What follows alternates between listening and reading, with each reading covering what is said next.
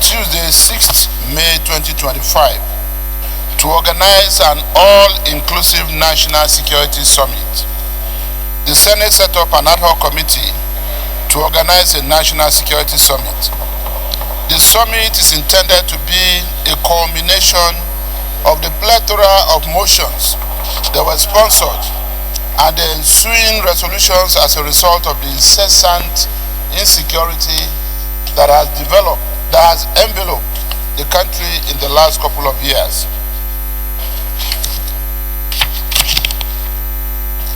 Mr. President, distinguished colleagues, in order to carry out its mandate, the ad hoc committee held a series of meetings pursuant to which the following resolutions were agreed to.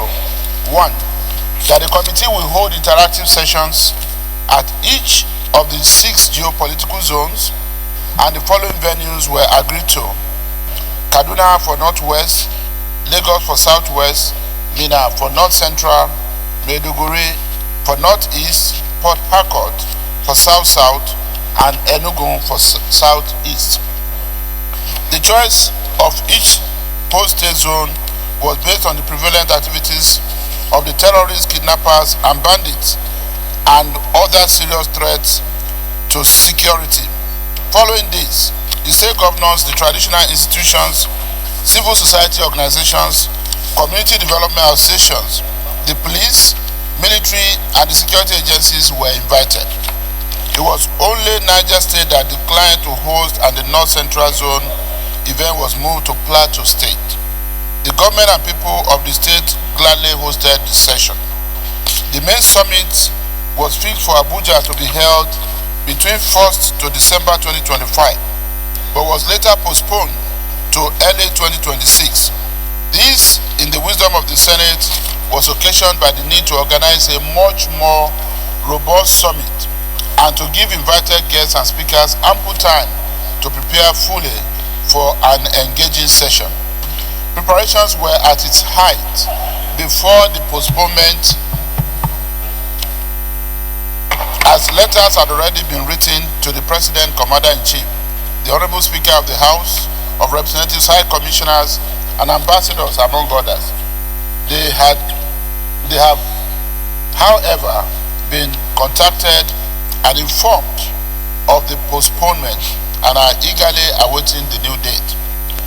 Terms of reference of the subcommittee were set up under the chairmanship of the distinguished Senator Yahya Abdullahi, Chairman, Senate Committee on National Security and Intelligence.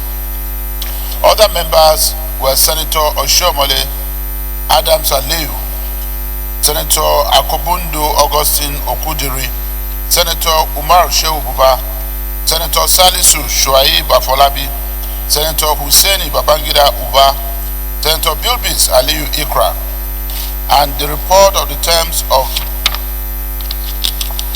reference of the subcommittee to set up a template for the conduct of zonal interactions,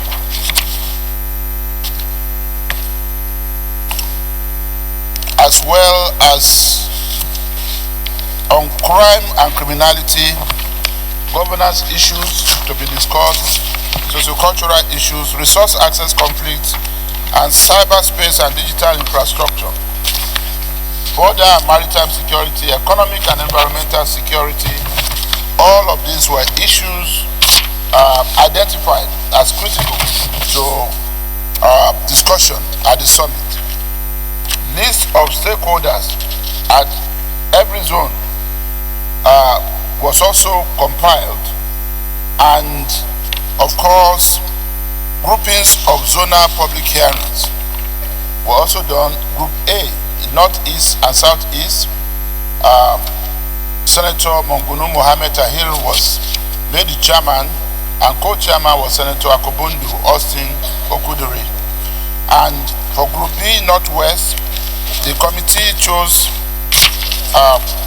Senator Hussaini Babangida Uba as the chairman of the subcommittee, with Senator Abiru Mikael Adetokunbo as the co-chairman. For South-South, the committee chose Senator Abba Moro as the chairman of the zonal committee, with Senator Onyeso Orwell Hercho as co-chairman.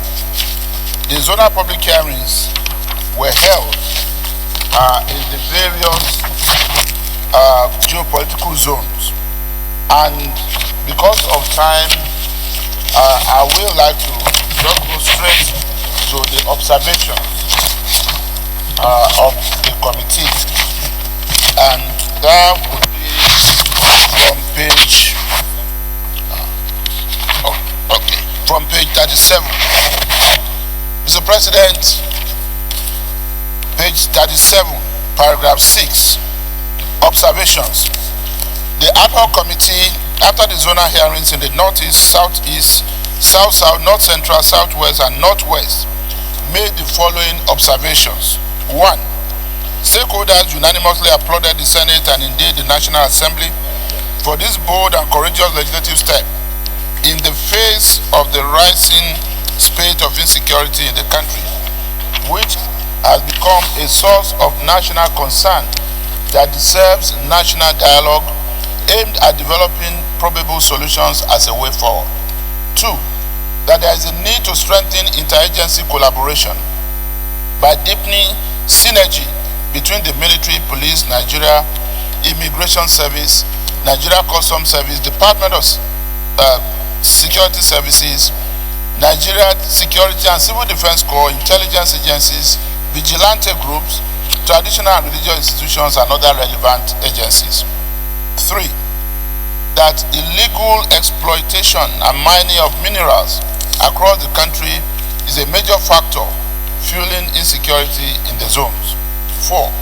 The lack of deep intelligence-driven policing, leveraging on digital intelligence and data-driven analysis is the way forward to combat insecurity in the 21st century. 5. The Nigerians have over time been profiled along tribal, regional, or religious lines. Unfortunately, this had had a negative impact on our growth and development as an entity. 6. That our current national security architecture seems designed to be reactive rather than being preventive, which is against global security norms in today's world, as the country is perceived to be fighting 21st century crimes with 20th century tools and apparatus. 7. That to tackle security issues at the local level, there is need for multi-dimensional approach, which should entail a fundamental shift from the monolithic top-down strategy to a context-specific, community-driven bottom-up strategy. The adoption of the non-kinetic approach and collaboratively executed steps to bring about lasting security solutions. 8. That unemployment, poverty, porous border, illiteracy, hunger, drug addiction, cultism, and radicalization by some religious extremists, groups, and individuals were also responsible for the rising insecurity in the country. 9. That the issue of marginalization needs to be addressed in terms of appointments into public service at the federal, state, and local government areas to reduce agitations and to ensure equity, fairness, and justice. 10.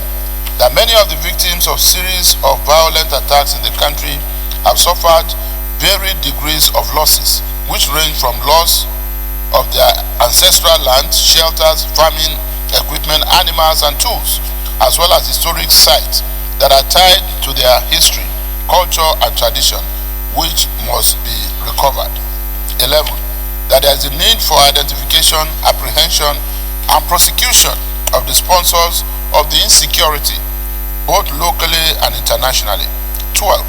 That since the Constitution recognizes state governors and local government chairmen as chief security officers of their respective states and local government, it is also imperative for the Constitution to be amended to give them control over the security apparatus in their domain.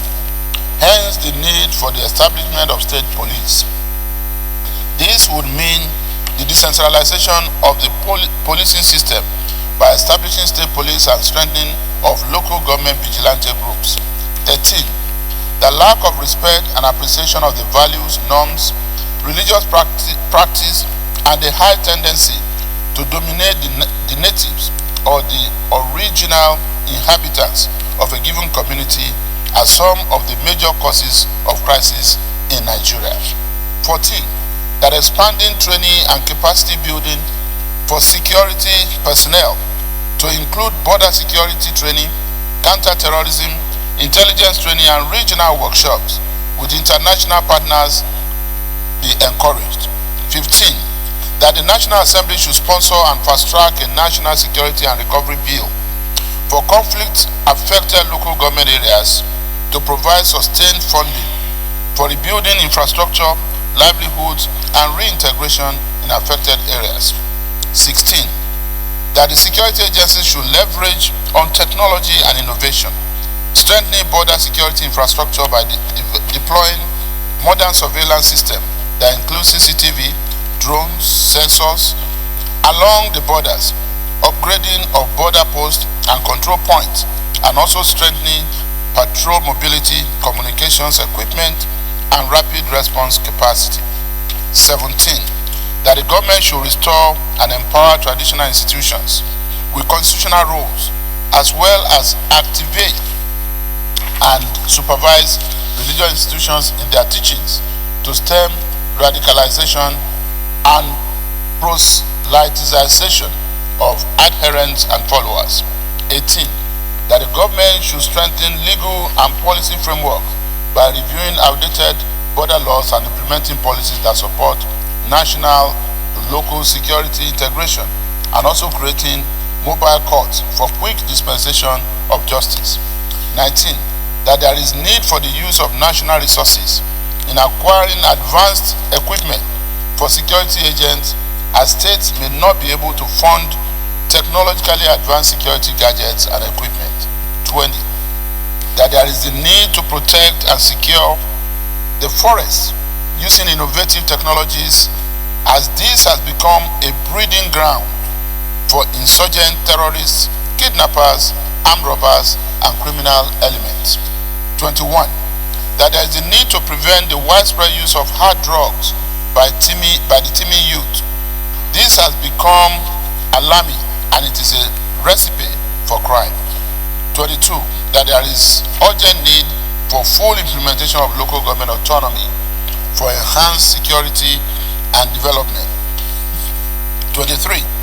The movement of bandits and terrorist elements from one section of the country to another should be strongly monitored and prevented in such a way that terrorist groups can be easily isolated, contained, and annihilated. 24. That a large swath of the nation's territory can be described as ungoverned space, as there is very little or virtually no government presence of any sort. Consequently, the issue of local governance need to be given serious attention, as most Nigerians in rural areas do not feel the presence of government nor effect of governance.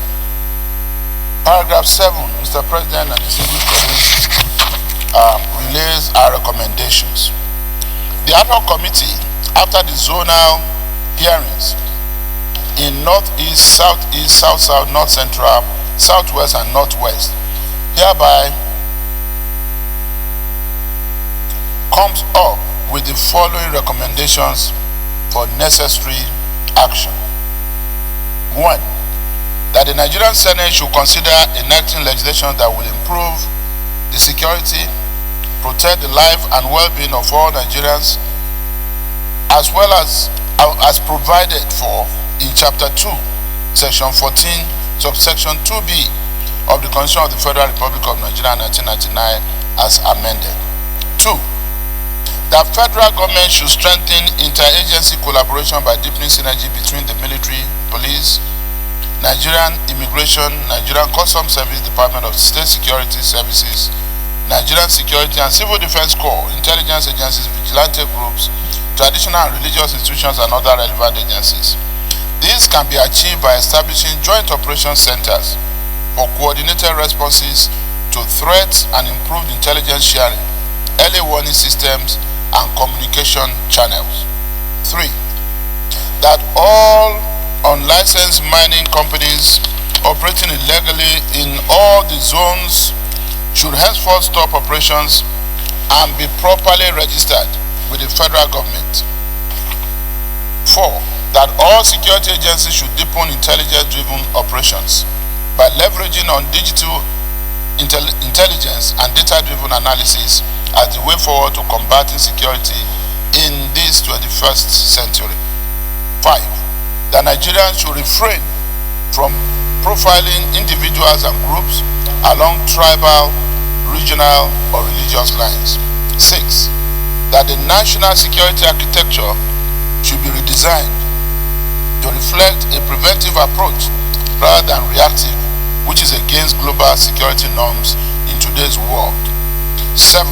That to tackle insecurity issues at the local level, there is need for multi-dimensional approach, which will entail a fundamental shift from the monolithic top-down strategy to a context-specific, community-driven, bottom-up strategy.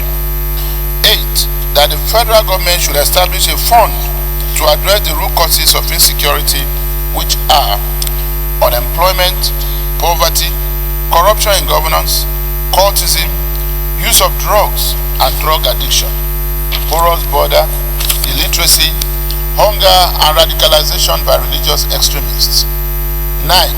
That the issue of marginalization in terms of appointment into public service, both at the federal and state government levels, should be addressed. 10.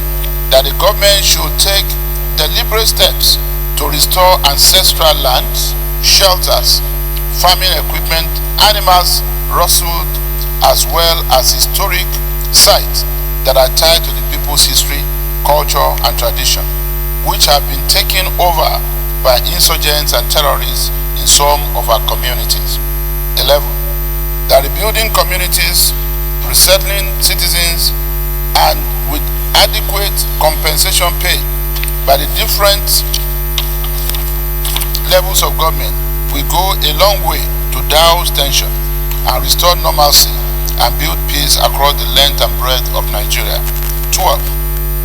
The government at all levels should ensure the identification, apprehension, and prosecution of the sponsors of insecurity, both locally and internationally, by making arrests and cutting their sources of funding. 13. That there is a need to establish state police as a result of the increase in population size. 14. The states, with federal government support, should establish local security liaison committee in every ward. 15. The federal government should expand the scope of training and capacity building for security personnel to include border security training, counter-terrorism, intelligence gathering, and workshops with international partners, regional bodies, among others. 16. That the National Assembly should sponsor and fast-track a national security and recovery bill for conflict-affected communities to provide sustained funding for rebuilding infrastructure, livelihoods, and reintegration in affected areas. 17. That the security agencies should leverage on technology and innovation aimed at strengthening border security. 18. There should be official recognition of traditional institutions and religious leaders as security stakeholders to ensure inclusion, enhance dialogue, give early warning signals, and promote de-radicalization and enhance peace-oriented teachings. 19. That the federal government should strengthen legal and policy frameworks by reviewing outdated border laws and implementing policies that support national and local security integration. 20. That the government should create mobile courts for quick dispensation of justice. 21. That federal government should procure advanced security gadgets and equipment for security agencies, as states may not be allowed or able to have such advanced equipment for national security reasons. 22. That both federal and state governments should take adequate steps to protect the expansive forests by using innovative technologies as this has become a breeding ground for insurgents, terrorists, kidnappers, armed robbers, and all manners of criminals. The National Assembly should ensure quick passage of the bill to establish forest guards as soon as possible. In order to curb the widespread use of drugs by the teeming youth, the federal government must make deliberate efforts to empower the National Drugs Law Enforcement Agency through improved manpower and modern equipment, and to ensure their local presence in all local government areas and communities. 24. That the federal government should ensure the full implementation of local government autonomy for enhanced security. Thus, the need to fast-track the constitutional amendment process that will enforce this. 25. The free and unhindered, as well as most times undetected movement of bandits and terrorist elements from one part of the country to another to be curtailed by security agencies. 26. That the grievances and restiveness in the Niger Delta region, firmly rooted in the complex interplay of marginalization, economic deprivation and disparity, governance failure, environmental degradation, occasioned by oil spillage and gas flaring, and social injustice, should be boldly addressed by the federal government in conjunction with the state government and the local community in the zone. 27. That interference with traditional institutions and indiscriminate creation of new chiefdom, district heads, and village areas by the political class, especially in the North Central, should be stopped. This will safeguard the traditional institutions against unnecessary and unwarranted political interference. 28. That the activities of the independent people of Biafra, IPOB, which has led to loss of lives and properties, disregard for traditional institutions, and increase out of school children, the Monday sit-at-home syndrome, should all be curtailed, if not completely stopped. That the state government should ensure that the farmers and herders clashes are addressed swiftly, henceforth by enabling livestock entrepreneurs and herders to build modern ranches for animal husbandry. This will further upgrade and develop the nation's livestock industry. 29.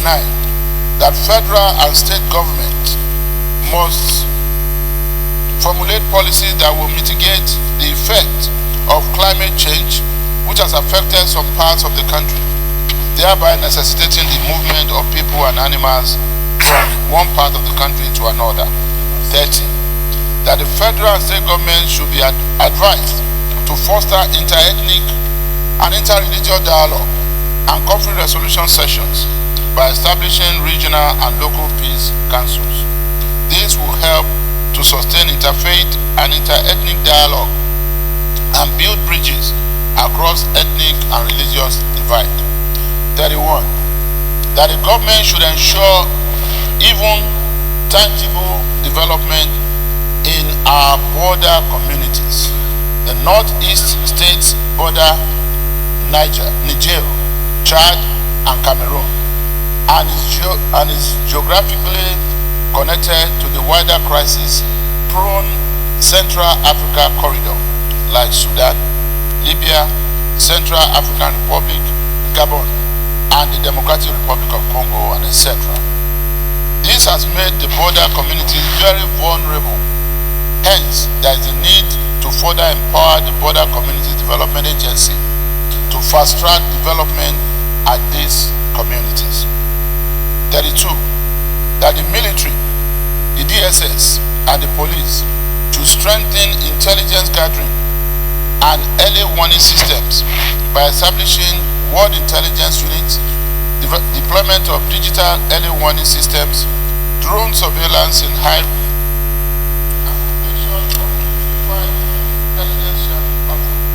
Your microphone. Thank you, sir. that the military, the DSS, and the police should strengthen intelligence gathering and early warning systems by establishing world intelligence units, deployment of digital early warning systems, drone surveillance in high-risk zones, and creation of a unified intelligence sharing platform. Establish real-time data sharing hubs at state and local levels, and regular joint briefings and operational coordination. In conclusion, the Senate Ad Hoc Committee on Security Situations in Nigeria has conducted and concluded a comprehensive assessment of the security challenges confronting the country by engaging with various stakeholders and communities across the 6 geopolitical zones. The findings reveal an intricate and multifaceted security landscape with various threats, including insurgency, banditry, kidnapping, and farmer-herder clashes, cessationists, economic sabotage, illegal mining, theft, and asset vandalism, ritual killings, among others, affecting different parts of the country. The committee's report identified the need for a holistic and inclusive approach to addressing Nigeria's security challenges, involving government agencies, security forces, traditional leaders, and local communities. Workable recommendations that include strengthening community-based security initiatives, improving intelligence gathering and sharing, and addressing underlying socio-economic issues which were drivers of insecurity in the country have been made. It further stresses the importance of collaboration and cooperation among all stakeholders to restore peace, stability, and security in the country. The report hereby concludes that a sustained and coordinated effort is necessary to tackle the country's security challenges and ensure a safer and more prosperous future for all Nigerians. Mr. President and very distinguished colleagues, as the Ad Hoc Committee prepares for the main summit early in the year 2026, the chairman and members of the committee immensely appreciate the privilege given to us to organize the summit and seeks for the support of the Senate President and the entire Senate towards hosting the upcoming National Summit. Mr. President, distinguished colleagues, I thank you for your attention and audience. Well done.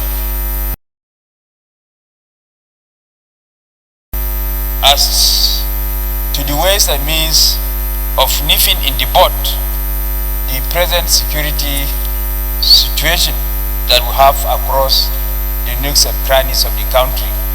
And this report has aptly captured all the feelings, the recommendations, as well as the observations and the solutions or panacea proposed towards tackling this security situation. If these recommendations, when passed by the Senate to the executive and implemented to the latter, it will go a long way in addressing the security situation that we have across the nooks and crannies of the country. Mr. President, it is now left for the Senate to look at some of the recommendations that need legal backing to take steps with a view to promulgating laws so that those recommendations will not be persuasive but rather have the coercive power of law for implementation. Again, I'm happy the report has equally captured the issue of deployment of technology in the fight against insecurity, because deployment of technology is sine qua non for the success of the fight against insecurity in today's world. Once again, I thank the Senate leader for aptly capturing all the observations and recommendations made in the security summit across the nooks and crannies of the country. Thank you. Distinguished colleagues, is it the view of the Senate that this report be adopted and the National Security Summit, the final one, be fixed for January? Those in support say aye. Those against say nay. The ayes have it. Thank you so much for this. And then please, we'll collectively fix the date for the National Security Summit in January. And we commend all the zonal chairmen and all the zonal committee members for a job well done. And the main secretariat headed by Distinguished Senator Opeyemi Bamidele, CON.